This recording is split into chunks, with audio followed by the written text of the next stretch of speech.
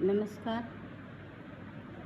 मैं doctor Bela Mathur, associate professor drawing and painting, government college Bundi.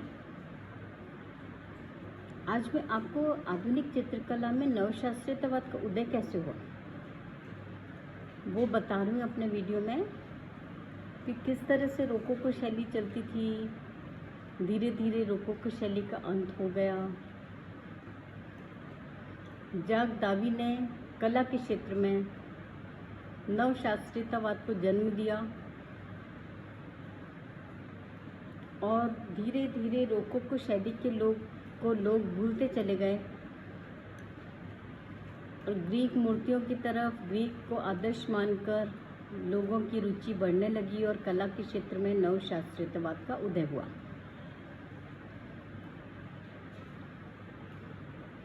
मैं आपको बता दूं, जाक दावी ने सबसे पहले अपना चित्र जो बनाया था मिनर्वा की विजय, उसमें रोकोको शैली की स्पष्ट छाप थी। उसके बाद 1775 में पी द रोम छात्रवृत्ति मिली, वो रोम चले गए। फिर 1785 में उन्होंने अपना चित्र होशिया का प्रण बनाया, होरेशिया का प्रण। उसके बाद इन्होंने ब्रूट्स के पुत्र के निधन की खबर चित्र बनाया, जो कि इनका बहुत ही प्रसिद्ध चित्र है। और वोल्टेयर के नाटक ब्रूट्स का रंगमंच पर अभिनय करते समय नट जो था, वो दावी के चित्रों में जो मुद्राएं थी ना, जो हस्त मुद्राएं वगैरह जो थी, निर्दिष्ट जो भी मुद्राएं थी चित्र में, उनकी कॉपी करते थे, यानी उनका अनुसरण करते थे। वो चित्र इतना लोगों को प्रभावित किया चित्र ने कि ब्रूट्स नाटक में इनके चित्रों की मुद्राओं का अनुसरण किया जाता था।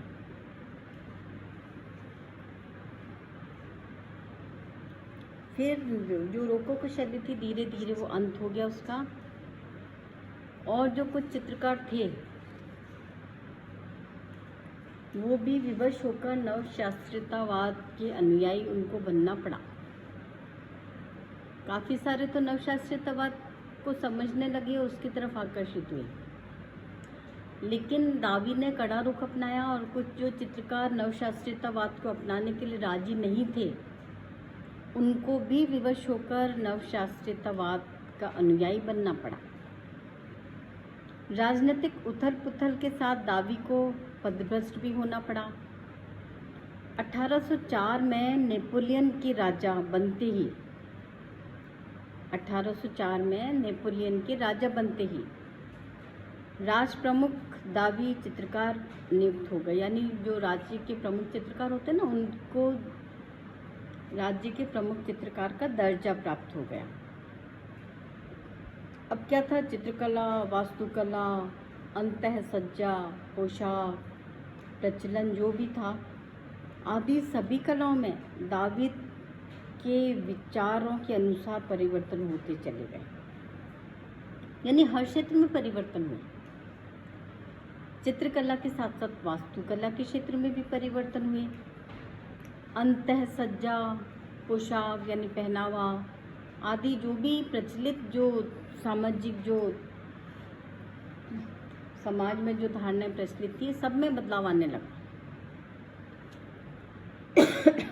नवीन वातावरण पर प्राचीन रोमन कल्पनाओं की छाप स्पष्टतया दिखाई देने लगी। मादाम रेका में जैसे व्यक्ति चित्र की पृष्ठभूमि से इस बात का प्रमाण मिलता है। नेपोलियन की अंतिम पराजय होते ही दावी ने क्या किया, फ्रांस को छोड़ दिया। नेपोलियन की अंतिम पराजय होते ही दाविद ने फ्रांस को छोड़ दिया और बेल्जियम चले गए, जहां उनकी 1825 में ब्रुसेल्स में मृत्यु हो गई। और विषय के अनुसार देखा जाए तो दावी के चित्रों को हम दो भागों में बांट सकते हैं। पहले वर्ग में जो उनके चित्र हैं वो हैं साक्रेटिस की मृत्यु, सेबाइंस पर बलात्कार, ब्रूट्स के पुत्रों के शवों का दहन जैसे प्रसिद्ध चित्र हैं इनके, जिनके विषय रोमन और ग्रीक हैं।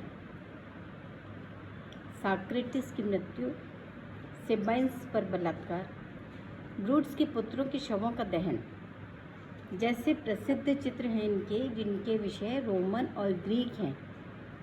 ये चित्र निश्चय ही कुशलतापूर्ण तरीके से बनाए गए हैं, किंतु विषय चयन के कारण कुछ अनोखे बन गए हैं। दूसरे वर्ग के जो इनके चित्र हैं वो हैं मारा की मृत्यु, गेंद की महिलाएं। इस तरह के चित्र हैं जिनके विषय हैं वो समकालीन हैं।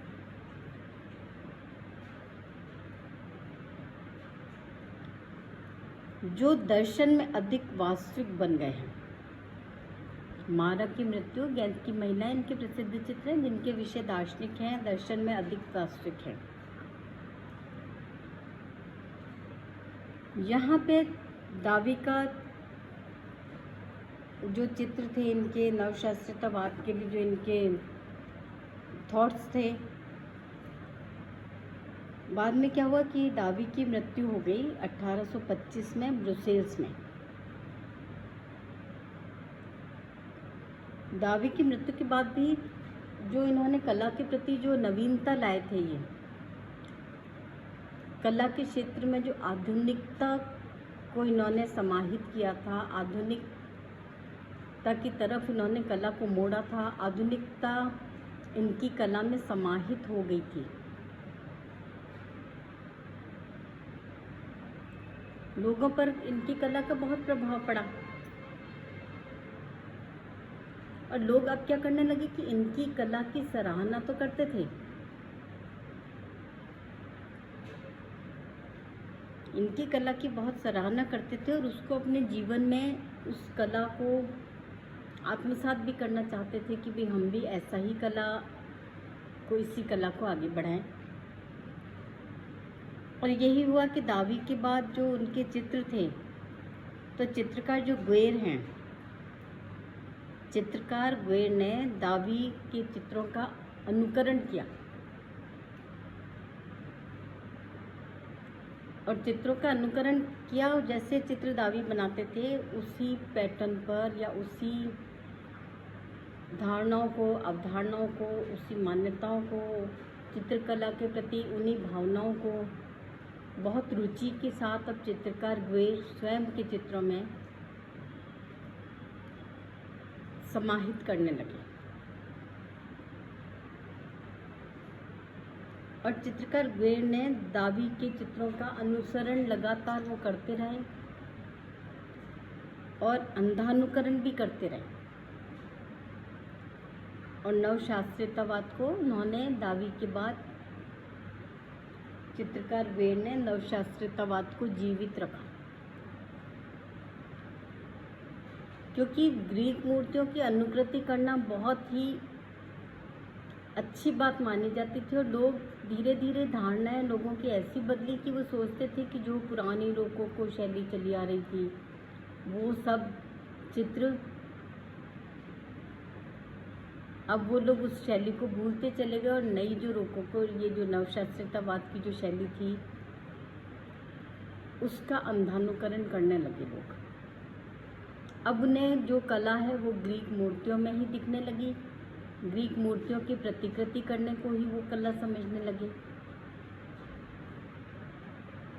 देखिए, किसी चीज़ की प्रतिकृति करना बहुत अच्छी बात है। मूर्तियों की प्रतिकृति करने लगे लोग, उनके चित्रों को देखने आने लगे, उनकी प्रदर्शनियों को देखने आने लगे। चित्रों का बहुत नवशास्त्रीयतावाद जब से आया, कला के क्षेत्र में बहुत परिवर्तन हुआ। चित्रकार ग्वेर ने इनका अंधानुकरण किया, नवशास्त्रीयतावाद को जीवित रखा। आंतवान ग्रो दावी के शिष्य थे। आंतवान ग्रो 1771 से 1885 है इनका समय, ये दावी के शिष्य थे। आरंभ के चित्रों में तो उन्होंने भी दाविद का अनुकरण किया, किंतु कुछ समय तक उन्होंने रूबेन्स के प्रभाव में आकर ऐसे चित्र बनाए जो नवशास्त्रीयवाद के अंतर्गत नहीं आते थे। चित्रकार रूबेन्स भी बहुत बड़े कलाकार थे। रूबेन्स में आपने भी पढ़ा होगा, चित्रकार रूबेन्स। उनके प्रभाव में आकर चित्रकार अंतवान ग्रो ने कुछ ऐसे चित्र बनाए जो नवशास्त्रीयवाद के अंतर्गत नहीं आते थे। ग्रो ने अपने आयु के अंतिम 15 वर्ष तक दाविद के सिद्धांतों का कट्टरता से पालन किया। यानी 15 वर्ष, देखिए बहुत लंबा समय होता है। आप किसी के चित्रों का अनुसरण करते हैं, अंधानुकरण करते हैं, उसको देख के उसकी पहचान के चित्र बनाते हैं जिस चित्र में नवशास्त्रीयवाद हो। तो 15 वर्ष तक उन्होंने दावी की चित्रकला के संबंधी जितने भी सिद्धांत थे ना, उनका बड़ा कट्टरता से पालन किया। और तो और वो अपने शिष्यों को भी उसी तरह का चित्रण करने का उपदेश देते थे। और वे कहते थे कि यह मेरा कहना नहीं है बल्कि दावे का आदेश है। चित्रकार कहते थे कि ये मेरा कहना नहीं है बल्कि दाविद का आदेश है। नवशास्त्रीयवादी चित्रकारों में रेन्यो, जेरार, प्रूदां, अंग्रे प्रमुख थे, जिनमें से कुछ अंग्रेज सबसे विख्यात हुए। इन चित्रकारों की भी नवशास्त्रीयवाद पर विशुद्ध निष्ठा नहीं थी जो दावी चाहते थे। देखिए, आप अंधानुकरण तो किसी भी चीज़ का कर सकते हैं, लेकिन ज़रूरी नहीं है कि आपकी उसके प्रति पूर्ण निष्ठा ही रहे। तो इसी तरह रेन्यो, जेरार, प्रूदां, अंग्रे, इनका भी नवशास्त्रीयवाद का ही अनुकरण करते थे, लेकिन इनकी विशुद्ध निष्ठा नहीं थी। जैसे दावी तो यही चाहेंगे ना कि भाई मैं जो बना रहा हूँ चित्र, और चित्रकार मेरी चित्रों का अंधानुकरण करें, अनुकरण करें, लेकिन पूर्ण निष्ठा अगर आपके मन में है तभी आप उस चीज़ का अनुकरण कर सकते हैं। आप समाज के सामने उसका अनुकरण कर रहे हैं, लेकिन मन में आपके उसके प्रति पूर्ण निष्ठा नहीं है, जैसा कि दावी चाहते थे। अब क्या हुआ, 1808 से दावी स्वयं ही कहने लगे थे। अब दावी 1808 से ही ये कहने लगे थे, मैंने चित्रकारों के लिए जो मार्ग निश्चित किया है, मैंने चित्रकारों के लिए जो मार्ग निश्चित किया है वह बड़ा कष्टप्रद है, वह बड़ा कष्टप्रद है। और फ्रेंच चित्रकार उस दिशा में अधिक समय तक मार्गक्रमण नहीं कर पाएंगे, और फ्रेंच का चित्रकार उस दिशा में अधिक समय तक मार्गक्रमण नहीं कर पाएंगे। इसका मतलब ये हुआ कि दावी को स्वयं को 1808 में वो खुद ही कहने लग गए थे इस बात को कि चित्रकारों के लिए मैंने जो मार्ग निश्चित किया है वो एक कष्टप्रद मार्ग है, और फ्रेंच चित्रकार हैं वो बहुत ज़्यादा समय तक मेरे इस मार्ग पर मार्गक्रमण नहीं कर पाएंगे, अर्थात मेरे इस चित्रण संबंधी मार्ग पर नहीं चल पाएंगे। और यही होता है, दावी के बाद जो चित्रकार थे उनके विचारों में भी परिवर्तन आया। उन्होंने दावी के जो चित्रकला के संबंधी जो उनके विचार थे, जो उनके आदर्श थे, उनका भी उन्होंने विरोध किया और धीरे धीरे नवशास्त्रीयतावाद भी खत्म होने के कगार पर आया और चित्रकार निरंतर नई कला शैली को जन्म देने के लिए आगे बढ़ते रहे। धन्यवाद।